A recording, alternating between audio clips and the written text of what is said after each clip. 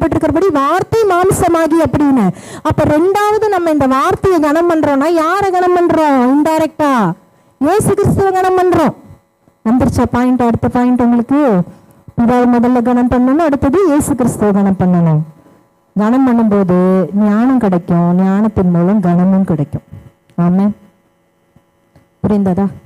ஆமென். அப்ப இந்த ஞானத்தை நம்ம எப்படி பெற்றுக்கொள்ளணும் அப்படின்னா இது மூலமா தான். எவ்வளவுக்கு எவ்வளவு படிக்கிறோமோ அவ்வளவுக்கு அவ்வளவு நல்லது. ஆமென். நம்மளை நாமளே யோசிச்சு பார்க்கணும். இனிமே எவ்வளவு பைபிள் படிக்கிறோம், எவ்வளவு நேரம் இருக்கு நமக்கு? 24 மணி நேரத்துல யோசித்து பாருங்க. ஒரு நாள் ஒரு அதிகாரம் படிக்கிறோமா? ஒரு வசனம் படிக்கிறோமா? ஆனா டைம் ஆனா போயிடுறோமே டிவி முன்னாடி சீரியலுக்கு. 8 மணி சீரியல்னா 1 நிமிஷம் தாமதமானாலும் கிச்சன்ல ஸ்டவ் ஆஃப் பண்ணிட்டுல போறோம். பிள்ளைங்க பசினாலும் இரு இதை முடியட்டும், ஆடு வரும்போது வந்து வச்சு தரேன் இரு, இல்லைன்னா அவன் எவ்வளவு அடிக்கிறான்னு தெரியாது, என்ன ஆகும்னு தெரியாது. அப்படியே கிச்சனுக்கு போனாலும் வால்யூம் வை, சத்தமா கீழே எனக்கு டயலாக் கேட்கல, அவன் என்ன பேசுறானே கேட்கல, ஏன்னா இதுல ரீவைனம் பண்ண முடியாதுல்ல. ஆனா அதுக்கு கொடுக்குற ஒரு முக்கியத்துவம் கூட நம்மளை உண்டாக்கின கர்த்தருக்கு கொடுக்க மாட்டோமே. அதுதான் எனக்கு இன்னைக்கு ஆதங்கம். அதுதான் நான் விசுவாசிக்கிறேன், அவருடைய ஆதங்கமும்.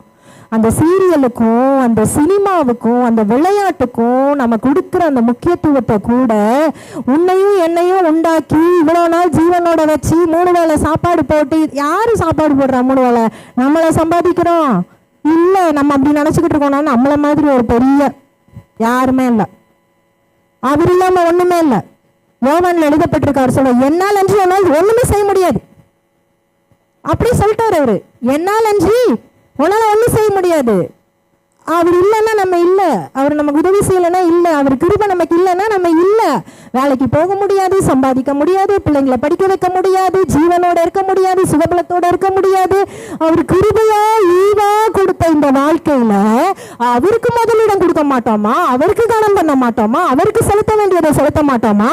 என் இஷ்டம் போலதான் நான் இருப்பேன், எனக்கு பிடிச்ச விளையாட்டை தான் நான் விளையாடுவேன், எனக்கு பிடிச்ச சீரியலை தான் பார்ப்பேன், நான் டிவி பார்ப்பேன், படம் பார்ப்பேன் அப்படின்னா 24 மணி நேரம் அவனுக்கு ஜீவனோட கொடுத்தாரு. அப்ப அவர் திருப்பி பார்த்து கேட்பார்ல, நீ எனக்கு என்ன செஞ்சிருக்கிற? ஒரு நாளைக்கு எத்தனை அதிகாரம் படிச்சிருக்க? ஒரு நாளைக்கு எவ்வளவு மணி நேரம் ஜெபம் பண்ணிருக்க? 24 மணி நேரத்துல 10 நிமிஷம் ஜெபம் பண்றோமா? 10 நிமிஷம் பைபிள் படிக்கிறோமா? இல்லையே. ஆமா தானே? சண்டே சர்வீஸ்க்கு மட்டும்தான் பைபிளே வருது. அது இன்னும் ஒரு சில பேர் பைபிளை எடுத்துட்டு போய் வீட்டுல வைக்கிறதோட சரி, அதுக்கப்புறம் அந்த பைபிள் எங்க இருக்குன்னே தெரியாது. ஒரு சில பேர் சர்ச்சிலே விட்டு போயிடுறாங்க, அது வேற விஷயம். சர்ச்சிலே விட்டு போறாங்க, அடுத்த வாரம் வர்ற வரைக்கும் பைபிள் இல்லைன்னு தெரியல, ஞாபகப்படுத்தி கொடுக்க வேண்டியது இருக்கு.